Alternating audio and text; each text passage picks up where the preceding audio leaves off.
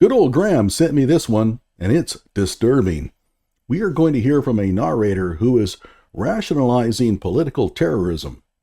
And this isn't a blue-haired Marxist freak screaming into Tik Tok. She seems to be an otherwise rational person who, in my opinion, is nuts about this particular topic. Hello out there. I am trying to get through.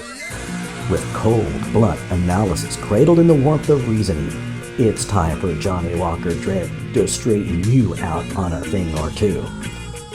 Emanating all the way from exciting Las Vegas, Oklahoma, it's time for the Johnny Walker Dread Show. On the same day as the manhunt for the man who killed the United Healthcare CEO in Manhattan came to a close with the apprehension of 26-year-old Luigi Mangione, a jury in Manhattan acquitted 26-year-old Daniel Penny for the chokehold death of Jordan Neely on the F train last year.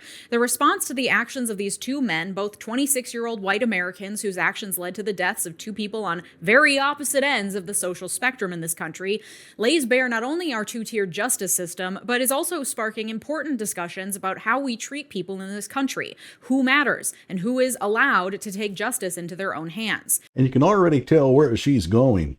We will be treated to yet another political analyst who will try and conjoin the killing of United Healthcare CEO Brian Thompson and the death of Jordan Neely. These attempts to settle a debate by raising what happened in a completely unrelated event is called whataboutism. Whataboutism has its uses in pointing out the hypocrisy in someone's stance, but you can't use it to settle a debate. You can't say because Daniel Penny was acquitted, so should Luigi. The two cases have nothing to do with each other and almost nothing in common. Her comment that the treatment of Penny and Luigi lays bare our two-tiered justice system shows that she's not approaching this conversation by analyzing both sides of the argument. She has a political axe to grind, and that's fine, but we should recognize it. She also raised the question about who gets to take matters into their own hands. I think that's an unfair view of Penny's actions, but we move on. To some, Luigi Mangione is a vigilante hero. To others, Daniel Penny is a vigilante hero. But which is it? And what does it mean about our country that one man has been acquitted and the other will most certainly face a very different fate? She sets up a false dichotomy here. Those who wanted Penny acquitted did not see him as a vigilante hero. They didn't want him freed because they felt he took out revenge on someone who broke the law. They truly felt that Penny acted to save the lives of others and that he didn't intend to kill Jordan Neely. You can disagree with their claims, and that's fine. But to say that they support vigilantism is extremely unfair to them. By the same token, Kyle Rittenhouse, who's been dragged into these discussions as well, was not praised for being a vigilante. His supporters truly feel that he was there to protect businesses from being burned, and that is not vigilantism, by the way, and administer first aid. They don't think that Kyle shot his attackers because he saw them breaking the law. He was not a judge, jury, or executioner. Police apprehended Luigi Mangione and found on his person a manifesto, a gun, and other items linking him to the crime in Manhattan. He's been charged in Pennsylvania related to the weapon found on him and his fake ID, and in New York he has been charged with second-degree murder, multiple weapon-related charges, and forgery, to which Mangione's lawyer has said he intends to plead not guilty.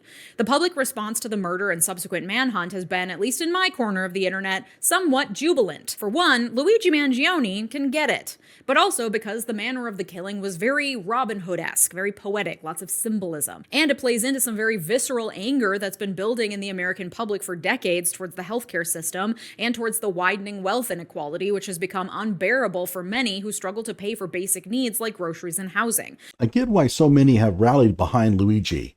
Some of it is because so many on the right criticizes him, and it's a natural instinct to oppose your political enemy's arguments. The case against Daniel Penny has been very different. On May 1st, 2023, Penny was riding the F train in Manhattan when Jordan Neely began acting erratically, shouting, threatening, getting into other passengers' faces, clearly having a mental break of some kind, and making everyone in the car feel unsafe. This is a thing that happens on New York subways and really any public transportation in most places in this country. When you don't provide adequate housing and mental health care and other services for people, they're going to have their mental breakdowns in public, where the rest of us get to keep ours private because we have the privilege of a house with with a room with a pillow in it to scream into. Jordan Neely did not have that privilege. He was a 30-year-old black man who was unhoused and clearly struggling with mental illness. He also made money at times performing for passengers doing Michael Jackson impersonations. So you see how the narrative is building. When I watched this the first time, I wondered whether she was going to discuss his past crimes and figured she wouldn't. What did she do? She glossed completely over it. During his childhood, he experienced homelessness frequently with his mother, who was later violently murdered by her boyfriend when Neely was just 14. By the time of his murder, Neely was on a list of top 50 sheltered or homeless high-need individuals to be reached by New York City outreach workers and had multiple arrests for assault, disorderly conduct, and fare evasion. So when I say that Jordan Neely and United Healthcare CEO Brian Thompson, who lived in an affluent suburb here in Minnesota and made $10 million a year, were on polar opposite sides of the social strata, I mean that in pretty much every way imaginable, though they were both criminals. Thompson was convicted of a DWI in 2017 and was under active investigation for insider trading at the time of his death. If we're going to note the troubled histories of the victims, let's at least do so evenly, shall we? Only if those troubles are relevant. Otherwise, you set up false equivalences. Jordan Neely was a criminal because he had 42 prior arrests. Most relevant, these arrests included 3 serious unprovoked assaults on women. Brian Thompson had a DUI, so let's just say that both were criminals? Seriously? A DUI? Of what possible relevance is Brian Thompson's DUI? There's no connection whatsoever. So to bring it up is classic blame the victim. In this case, it's even worse, because in most blame the victim scenarios, the person's behavior had at least something to do with what took place. If Luigi was a member of Mothers Against Drunk Drivers, then perhaps it would be worth mentioning this. But to call him a criminal because he had a DUI is ludicrous. Just to set the record straight, Brian Thompson was convicted of only a 4th-degree misdemeanor 7 years ago because his blood alcohol was below 0.16. What about Jordan Neely? Well, his criminal background is relevant as far as the public should be concerned. The claim is that he threatened the lives of others on the subway, so the fact that he had a violent criminal record matters. I'm not sure it was presented to the jury, but regardless, it's worth discussing on the street. Neely's jumping of the subway turnstiles and petty theft are largely irrelevant here. Why? For the same reason that Brian Thompson's DUI is not relevant. By the way, she is exactly the type that cried when Kyle Rittenhouse's lakeside fight was thrown out by Judge Schroeder, but would have screamed if the criminal past of Kyle's bullet recipients had been raised during the trial.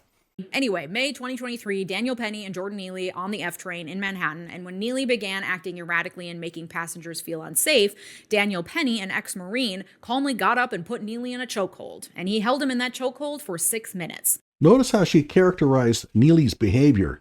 He made passengers feel unsafe. Neely threatened them, and some of the passengers, many of whom were black, testified that they were terrified. Long after Neely quit struggling, long after the train had stopped and all the other passengers had gotten out, long after Neely had passed out, long after others had come to assist and told Penny to let go. When Penny did finally let go, others immediately offered Neely assistance, trying to revive him, putting him on his side, doing the things you're supposed to do for someone after you've held them in a chokehold. Penny, however, took the time to stand up, grab his things, dust himself off, look around, before eventually joining in giving aid to Neely. The jury already heard all this. They also heard testimony that favored Penny's claims of defense of others. Testimony that you are not disclosing. They would not return with a guilty verdict. That is a reality you cannot sweep under the rug by pretending that Penny is still guilty. Penny was never convicted. You cannot logically claim his guilt as an indisputable fact. In police questioning after the incident, Penny repeatedly referred to Neely as a crackhead. He did not inquire as to how Neely was and has never publicly expressed remorse for his role in Neely's death. He doesn't have to. He has no obligation to do any of those things, and expressing remorse could be interpreted as admitting guilt. Penny followed the advice of counsel. You can't hold that against him. And just like the Kyle Rittenhouse case, there's no reason for Penny to have to be remorseful. He saw a threat to others. He did what he had to do to prevent that man from hurting others. At trial, Penny's lawyers argued that Daniel Penny was acting in self-defense and that Neely's death was actually caused by a toxic combination of his synthetic marijuana use, mental illness, and his sickle cell trait. You go ahead and smirk all you want, but that was an expert called to the stand by the defense. He knows more about it than you do. As many as 80% of African Americans have the sickle cell trait. It is not an illness like sickle cell anemia, it's a DNA marker. And his lawyers had the audacity to argue that that caused his death and not, for example, the 6 minutes of asphyxiation he experienced under Daniel Penny's elbow. Now, you say he had the audacity to offer it as testimony, but evidently it may have swayed some of the jurors. Again, it was an expert called to the stand. You did a simple Google search, and somehow you now think that that makes you a bigger expert than him? Okay. The jury deadlocked on the manslaughter charge, so the judge dismissed it, and on the lesser negligent homicide charge, the jury voted to acquit. Gee, it sounds like the jury didn't buy your version of things. Could it be that you're simply wrong? The jury isn't composed of MAGA. This is New York City. Unlike the public reaction to the killing of Brian Thompson, where people across the political spectrum celebrated, the reaction to the killing of Jordan Neely has fallen pretty predictably along partisan lines. Ron DeSantis compared Daniel Penny to the Bible's Good Samaritan. Matt Gaetz called him the subway Superman. The Heritage Foundation proclaimed him innocent and a hero. Once again, this jury and this judge and this legal process was just and fair, but anytime the DOJ or state justice departments act against one of their own, the whole system is rigged and unfair. So which is it? Yeah, because the left never complains about a two-tier justice system. No, it's only the right that complains about our courts being unfair.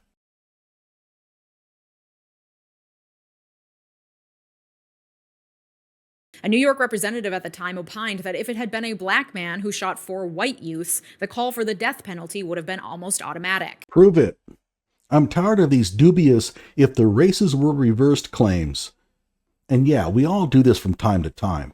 It's an interesting question to ponder, but you can't use it to settle the debate because you really don't know. For example, if Kyle Rittenhouse was black, the cops might still have allowed him to walk right past them. Who really knows? My question is, if Penny was black and Neely was white, would her stance on Penny's guilt change? Yeah, probably.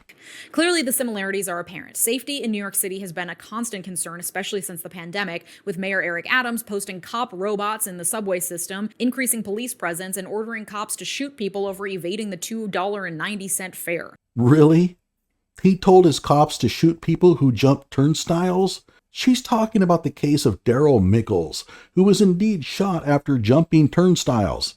She neglects to mention that Mickles threatened cops with a knife and advanced on them. This is the Rashad Ritchie style of journalism, and it sucks. Homelessness is on the rise due to the city's crushing rent costs, lack of affordable housing, and increased immigration. And so when a white vigilante killed a black man experiencing homelessness and a mental health crisis, some people cheered because they're sick of feeling unsafe, and also because we treat homeless people in this country as inconvenient trash, especially if they're not white. Listen, I can empathize with the concern for safety. I'm a woman who can't walk around alone at night in her own city. Minneapolis is also experiencing a homelessness epidemic. I see people having various levels of mental health crises almost every time I board public transportation here, and I hate it. It's uncomfortable. It makes me feel unsafe. It is unpleasant for everyone when a place has crime and poverty and homelessness. I think we can all agree on that. Sounds like she lives in a Democratic stronghold. I love how she brings up Minneapolis as an example of where it isn't safe. Given that Minneapolis enacted many of the anti-police policies she probably espouses. The larger question then becomes, how do we deal with this? Similarly, I empathize with people cheering the murder of Brian Thompson. The healthcare system in this country is broken. I made a whole episode about it. Insurance providers are a large, very public-facing piece of the very broken puzzle. They are a predatory band-aid over the problem of inaccessible healthcare. And despite years and years of people screaming about how bad it is, how much our healthcare system is failing us, people literally dying over it, nothing seems to be happening. The Affordable Care Act helped, and it's the only thing standing in the way of some of the most predatory behaviors by private health insurance companies, like denying coverage for pre-existing conditions, but it was a band-aid over a band-aid. And on top of that, billionaires keep getting richer, and the rest of us are down here screaming about the injustice while the rich just go over our heads and buy out our politicians. I think we can all agree that our healthcare system is failing us and wealth inequality is bad. The larger question then becomes, how do we deal with this? The answer to both the question of safety in cities and equality in wealth and healthcare, for some people at least, appears to be vigilante justice. An everyday citizen outside of the system taking matters into their own hands because the system has failed and is not answering to the will of the people. Many people across the political spectrum are celebrating the murder of a CEO, and some on the right are also celebrating the murderer of a homeless black man experiencing a mental health crisis. What part of Daniel Penny was not convicted does she not understand? Penny was not convicted. The jury heard from both sides. They examined the evidence. This isn't like O.J. There was no mystery on what happened. I get that her opinion might be that Penny is guilty despite his acquittal. She can hold that opinion, but to call Penny's killing of Neely a murder as if it was a fact is the work of propaganda. Who is right? When is vigilantism okay? Is it ever okay? And what does it say about America that it's on the rise? Vigilantism has had many different definitions within political science, but it's best summed up by a 2020 paper by Professor Regina Bateson, who defines it as the extra-legal prevention, investigation, or punishment of offenses.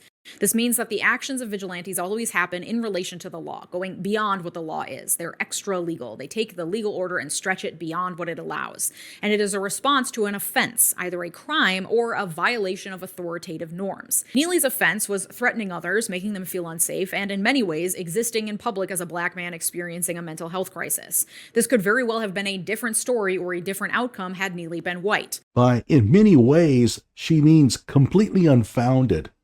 There is no evidence that race played any role in Neely's death, and especially that Penny killed Neely simply because he was having a mental health crisis. All evidence pointed to Penny's actions as an attempt to save the lives of others. The prosecution claimed that Penny was reckless in going too far in defending those lives. In no way, shape, or form was Penny's actions the work of vigilantism. Penny's apparent lack of remorse would have been less likely as white people are offered more humanity in this country. The fear people felt towards Neely had he been white may have been less considering the long-held stereotype of black men as dangerous. The jury may not have had such a hard time finding Penny guilty had he killed a white man because, again, white people are seen as more human and less threatening than black people. This has now ventured into the area of defamation. She has no basis for these claims whatsoever. How does she know that Penny isn't remorseful? Or, if he isn't, it's because he's racist. In comparison, Brian Thompson's offense was facilitating, condoning, and leading a system that exploits the sick and dying in America. This goes against authoritative norms because profiting off the death of others is generally seen as morally corrupt. However, it's an oversimplification to say that Daniel Penny's actions and Luigi Mangione's alleged actions are both vigilantism and then leave it at that, or to condemn vigilantism across the board as all the same. As Professor Bateson demonstrates, vigilantism takes many forms and varies along a number of different dimensions. She defines 5 key dimensions: vigilantism, that is individual versus collective, nonviolent versus violent, private versus public, spontaneous versus institutionalized, and defensive versus offensive. I would add another key dimension, vigilantism that is motivated by either explicit or implicit hatred towards a marginalized group versus that which is not, because I think that matters greatly in our assessment of the situation. Penny's actions were only vigilantism if he deliberately caused Neely's death, not as an unfortunate outcome in trying to protect others, but as retribution for crimes he thought Neely committed. In that case, he would be playing the role of a police officer without the authority of one. That's what we mean by extra-legal. Vigilantism is extra-legal. Protecting the lives of others is not extra-legal, because such an act lies within the authorized acts of the law. Killing a person because he committed a crime is extra-legal, because only the state has the authority to perform that act. Not even prosecutors claim that Penny killed Neely on purpose to punish him for his behavior. That would have been a murder charge. And even if they had, Penny was acquitted, so to call him a vigilante is defamation. Is she civilly liable? No. She can call him a vigilante if she wishes. It's just terribly underhanded. It's much like Kyle Rittenhouse. You can call him a murderer if you want. It's still defamation, but it's not civilly liable. Was Luigi's shooting of Thompson vigilantism? Sure looks like it. However, it could turn out that Luigi shot him because Thompson looked at him funny-like. That wouldn't be vigilantism because revenge is not a function of the state, and so revenge is not extra-legal. It would be illegal, but not extra-legal. Punishing someone for enacting harmful health policies is a function of the state. Luigi's gripe in that case would be that the state didn't do its job, so he had to. That would make his act extra-legal, which would make his act vigilantism. Do you see how this is working? Conversely, the state may change its laws to actually legalize behaviors that were previously illegal, especially in cases where the vigilante is viewed as heroic and has popular support. For example, in Toronto, a grocer chased a man who was a known and habitual thief in his grocery store down a street, hog-tied him, and took him back to his market. The grocer was charged with assault and forcible confinement, was eventually acquitted, and as a direct result of his case, Canada passed new legislation expanding the scope of permissible behavior during a citizen's arrest. This is less applicable in the cases of Daniel Penny and Luigi Mangione, who committed murder allegedly. She said allegedly, so she's not saying that Penny is a murderer, only that he was accused of such. Now, wait a second. This will not likely become legal despite praise received by both men. However, especially in the case of Jordan Neely's murder, this does open the door for more permissive types of self-defense. So she calls Neely's death a murder. She wasn't referring to Luigi. His act is only alleged to be murder, but according to her, Neely's death is murder. Nothing alleged about it, despite the fact that Penny was never charged for murder and ultimately was never convicted of it. This is about as plain a case of bias and hypocrisy as you will see. She's not even trying to hide it. Because at least according to that jury, there's at least a doubt as to whether Penny was acting in self-defense. Wait, what? Did she get that confused? Not sure. Now, anytime someone seems threatening in a subway car in New York, anyone may feel emboldened to take matters into their own hands through lethal force because it has not only been condoned by this jury, but also by the politicians who are patting Daniel Penny on the back for his heroism. This is the old, I didn't get my way when the verdicts were read, so I will predict catastrophic consequences. we heard this crap with Kyle Rittenhouse. It'll be open season on protesters. No one is declaring open season on the mentally ill just because Daniel Penny was acquitted. If anything, the mere prosecution of Penny has probably made some second-guess coming to the aid of others. This also provides legal precedent in future court cases for similar self-defense arguments. Self-defense typically has to meet a threat with equal force and cannot go above and beyond the threat. This is false, but commonly believed. You're not required to use a knife if attacked by someone with a knife. You can even shoot an unarmed person under certain conditions. She really doesn't know anything about self-defense. So if someone is 15 feet away from you unarmed and threatening to take your wallet and you pull out a machine gun and shoot him 15 times, typically that'll be seen as excessive and not merely self-defense. But I guess if a guy is 15 feet away from you and saying scary words, you can hold him in a chokehold until he's dead. That's the new standard. Depends on what happened. If the man is reasonably believed to be a lethal threat to others, you can employ lethal force if you reasonably believe that it's necessary to stop the threat.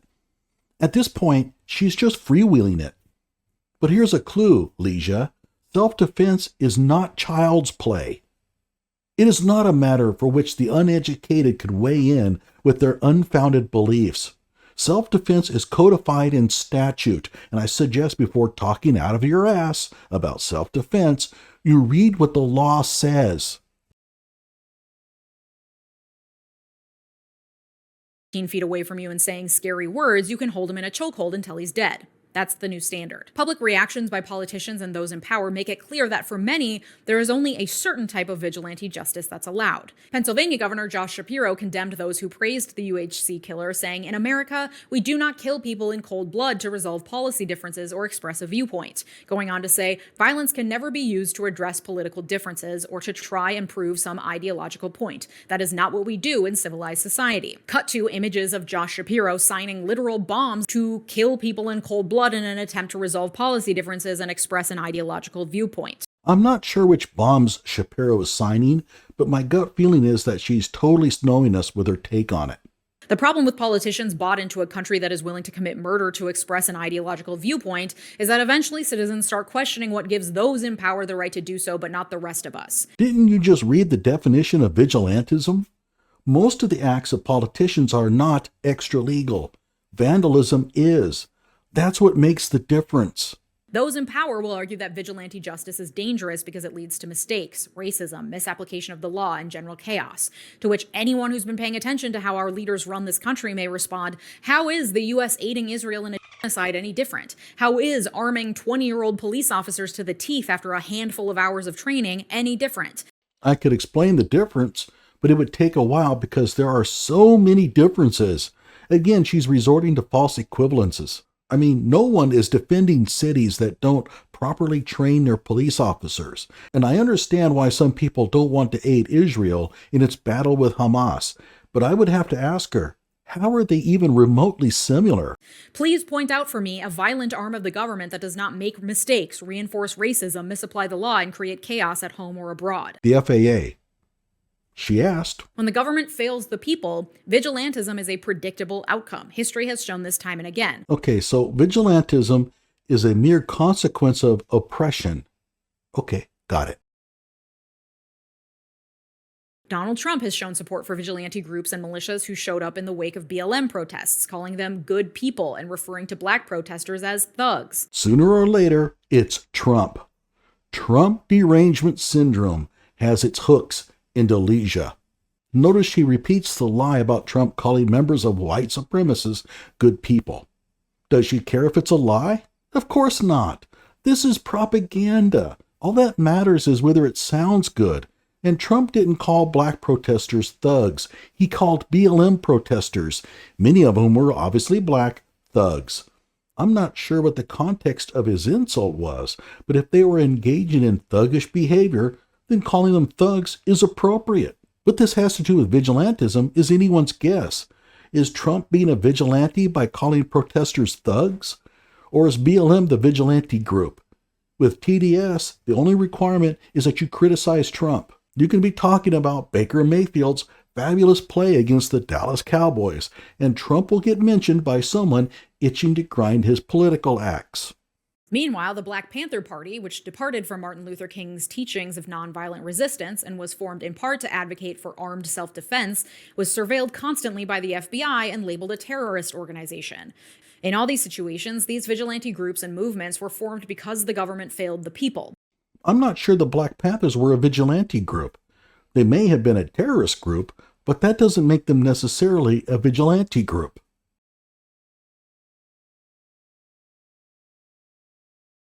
But racism was often the underlying motivator, indicating that it's not just that the government failed to protect the people, but that specifically white vigilantism often springs up when the government fails to protect the white people. However, looking at the various outcomes of vigilantism throughout history also shows us the potential harms caused by vigilantism, whether or not you see the vigilante as a hero. The backlash seems to largely be a greater tightening of the police power of the state, increased CEO security. These are the harms that are caused by vigilantism. Increased CEO security. Oh, those bastards are now taking steps to protect their lives. Oh, the audacity of these CEOs to protect themselves. We need to do something about this. What the hell has society come to? A push for more people to arm themselves. Though conversely, one could argue that people arming themselves is the exact reason why the UHC shooting happened in the first place, so wouldn't a restriction on guns be the necessary response to the shooting of a CEO? So she's trying to make an argument for gun control to the very same people who are cheering on Luigi for using a gun to kill their hated enemy. Think about the hypocrisy here. Luigi was only able to carry out his offense against that evil CEO because he had a gun. The people that are cheering on Luigi are huge gun control nuts. History tells us the state will answer with more police robots and greater force, not with greater empathy or social services for the unhoused. That being said, as I talked about in the last episode, these instances, while maybe not individually revolutionary, provide us the space to discuss the shortcomings they represent in a way that could lead to greater change. Only if the discussion is honest. And that excludes you from the discussion. You should not take part because you are disingenuous. Penny was acquitted and never even charged with murder, but you call him a murderer anyway. all the while being careful to call Luigi's killing of Thompson an alleged murder. You don't understand the laws of self-defense, and you seem to really struggle with the whole definition of vigilantism. Well, I'm not going to play the rest of the video. I'll link it in the description below. Like my video and subscribe to my channel.